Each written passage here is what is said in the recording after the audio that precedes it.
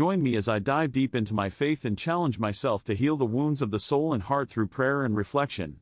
In a world where we're often told to put on a brave face and hide our struggles, it's easy to forget that spiritual healing is just as important as physical healing.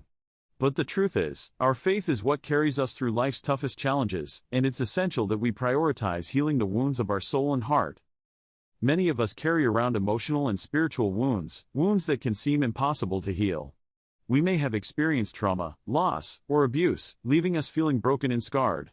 These wounds can affect every aspect of our lives, from our relationships to our self-esteem, and even our faith. We may feel disconnected from God, or struggle to trust others. We may feel like we're walking through life alone, carrying the weight of our pain. These wounds can also make us feel like we're not good enough, that we're somehow broken beyond repair. We may try to fill the void with temporary fixes, like substances or superficial relationships, but ultimately, we're left feeling empty and unfulfilled. We may even question our faith, wondering why God allows us to suffer. But the truth is, our wounds are not a reflection of our worth. We are not defined by our pain, and we are not alone. Jesus Christ, the great healer, is always with us, waiting to bind up our wounds and set us free. So, how do we begin to heal these wounds? How do we allow Jesus to transform our pain and restore our faith? One way is through spiritual practices like prayer, meditation, and reflection. By quieting our minds and opening our hearts, we can begin to hear God's whisper, guiding us towards healing and restoration. We can also turn to our community, to fellow believers who have walked a similar path and can offer support and guidance. For me, prayer has been a game changer.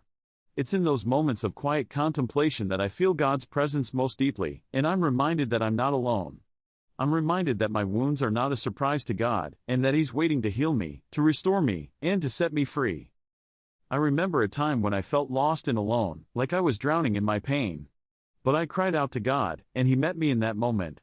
He spoke words of comfort and peace, and He began to heal my wounds. It wasn't easy, and it wasn't instantaneous, but it was real. And it's in those moments that I'm reminded of the power of faith, the power of Jesus Christ to transform our lives. In a world that often emphasizes quick fixes and superficial solutions, it's easy to forget that true healing takes time, patience, and perseverance. But I want to encourage you, dear friend, that the journey is worth it.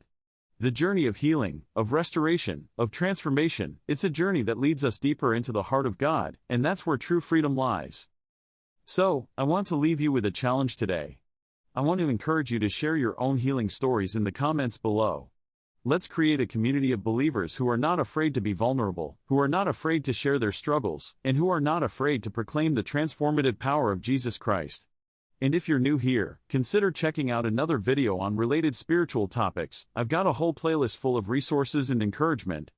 Thanks for watching, and I'll see you in the next video.